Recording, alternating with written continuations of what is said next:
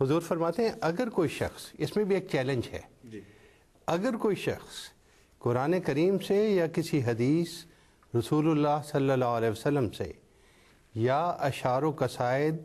و نظم و نثر قدیم و جدید عرب سے یہ ثبوت پیش کرے کہ کسی جگہ توفی کا لفظ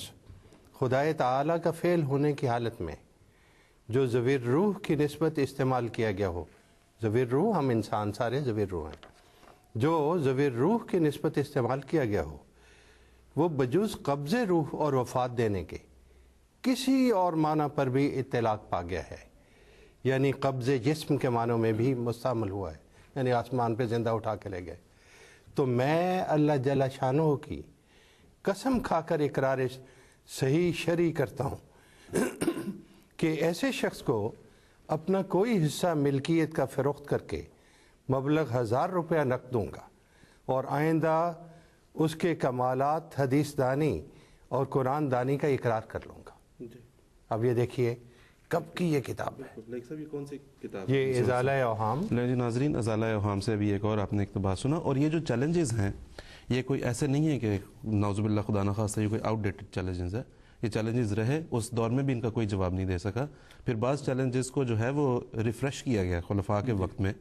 انہیں دوبارہ سے کہا گیا کہ یہ چیلنج اب بھی موجود ہے بلکہ اسے بڑھا کے ہم اتنا کر دیتے ہیں، تب بھی کوئی سامنے نہیں آیا۔ یہ ناظرین کے لیے قابل توجہ بات ہے کہ اعتراض کرنا تو بہت آسان ہے، سب لوگ کرتے رہے ہیں، ہمیشہ کرتے رہے ہیں، لیکن ان چیلنجز کا جواب دینے کے لیے آج تک کوئی سامنے نہیں آ سکا۔ بہت شکریہ لائق صاحب۔ اب یہاں پہ ہم دیکھ رہے ہیں کہ بات پھر وہیں پہ آ جاتی ہے، پروپیگنڈا پہ، اور کس بات کو کس طرح سے پروپیگیٹ کیا جا رہا ہے۔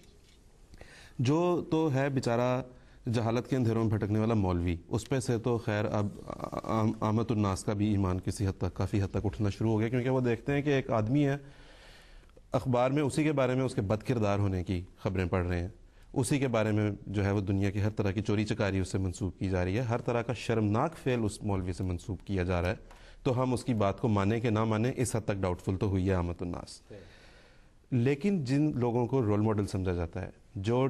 ٹیلی ویژن پہ آ کے بیٹھتے ہیں، بات کرتے ہیں، پروگرامز کو پریزنٹ کر رہے ہیں، پروگرامز میں بطور مہمان کے آئے ہوئے ہیں، ان کے اوپر کتنی بڑی ذمہ داری آ جاتی ہے کہ وہ عوام کو کس ڈائریکشن میں لے کے جا رہے ہیں۔ پاکستان میں ہم دیکھتے ہیں پچھلے دنوں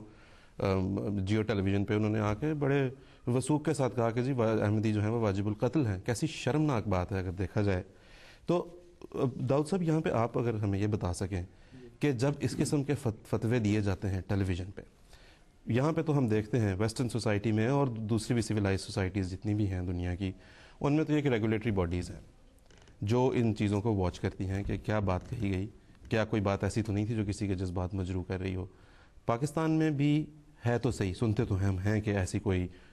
ریگولیٹری باڈی ہے پیمرا کے نام سے، لیکن وہ کہاں ہے اور وہ ایگزسٹ کرتی ہے نہیں کرتی ہے؟ کچھ اس پہ اگر روشنی ڈالیں آپ۔ جی بالکل، آپ نے صحیح آئیڈینٹیفائی کیا ہے، ایک ہے ریگولیٹری باڈی، پیمرا ہے، پاکستان کا ریگولیٹر ہے جو براڈ کاسٹ اور ٹیلی ویژن میڈیا کو ریگولیٹ کرتا ہے، اور اس کا یہ رول ہے 2002 سے چل رہا ہے یہ آرگنائزیشن، اور اس کا یہ رول ہے کہ وہ ٹیلی ویژن اور سیٹلائٹ براڈ کاسٹنگ کے لائسنسز دیتا ہے اور ساتھ اس پروگرام کو ریگولیٹ بھی کرتا ہے، یعنی کہ ان کا یہ ذمہ داری بھی ہے کہ وہ ریویو کرتے ہیں پروگرامز کو، یہ چیک کریں کہ یہاں پہ ایسی کوئی بات نہ تو نہیں ہو رہی، ریسسٹ یا ڈسکریمنیٹری بات یا کسی ریلیجس گروپ کے خلاف کوئی بات نہ چل رہی ہو۔ اور حیرانی کی بات یہ ہے کہ آپ نے جو جیو ٹیلی ویژن کا جو اگزامپل دیا ہے، اس میں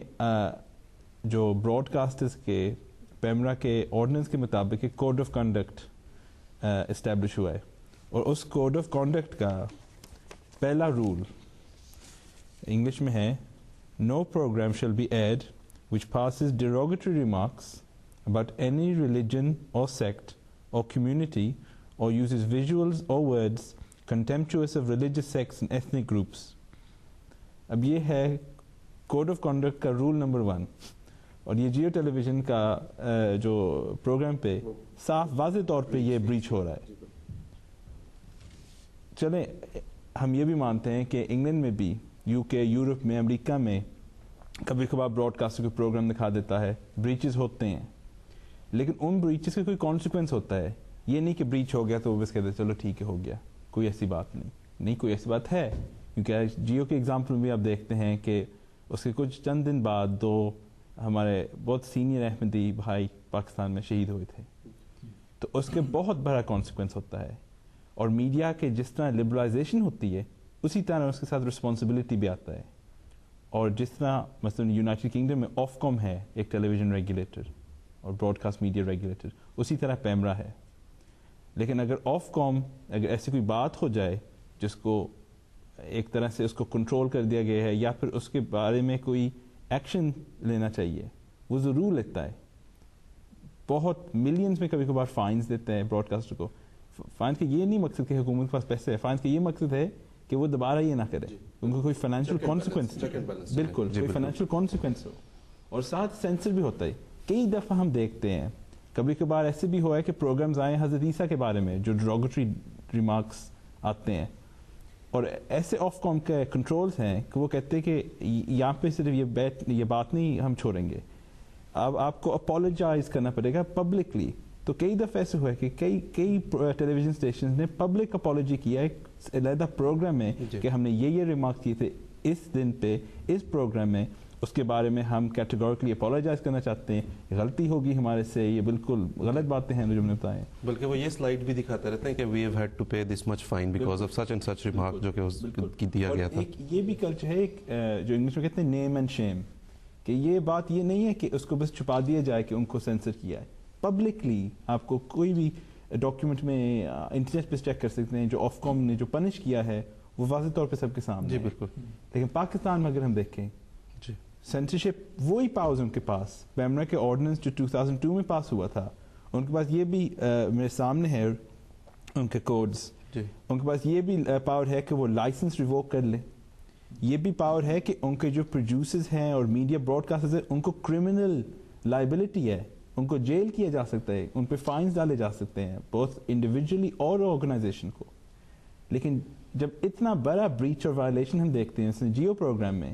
اس کا جواب کیا, اس کا رسپانس کیا تھا؟ پیمرا سپوزڈلی ایک بہت بڑا اتھارٹی ریگولیٹر ہے, سائلنٹ.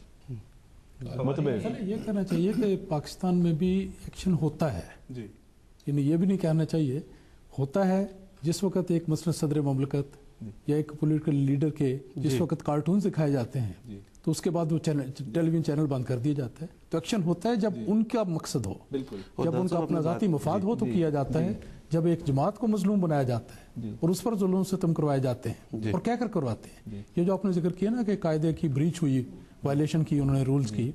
یہ بھی قابل ذکر ہے کہ اس موقع پر جیو ٹیلی ویژن پہ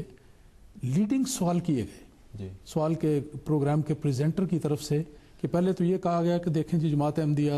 ایک کافر جماعت ہے, اسلام سے اس کا تعلق نہیں, دائرہ اسلام سے خارج ہے. سوال یہ کیا گیا کہ اس صورت میں مسلمانوں کی ذمہ داری کیا ہے؟ جی بالکل, وہ بڑا ایک ڈیزائرڈ آنسر تھا ان کے. تو جو ان کے بعد جواب دینے والے تھے انہوں نے کہا جی ٹھیک ہے, وہ ان کو پھر دائرہ اسلام سے خارج سمجھنا چاہیے اور یہ کرنا چاہیے, ان سے ملنا ملانا کم ہونا چاہیے. پھر دوبارہ سوال کیا گیا, نہیں آپ یہ بتائیں کہ اس پس منظر میں عوام الناس کی ذمہ داری کیا ہے؟ بالآخر انہوں نے وہ بات ان مولوی صاحب کے منہ سے نکلوا لی کہ جی وہ واجب القتل, اور ایک دفعہ نہیں 4 دفعہ اس نے یہ بات کہی, اور اس کے نتیجے میں وہی ہوا جس کا آپ نے ذکر کیا. اور داؤد صاحب ابھی جو آپ نے بتایا نیم اینڈ شیم,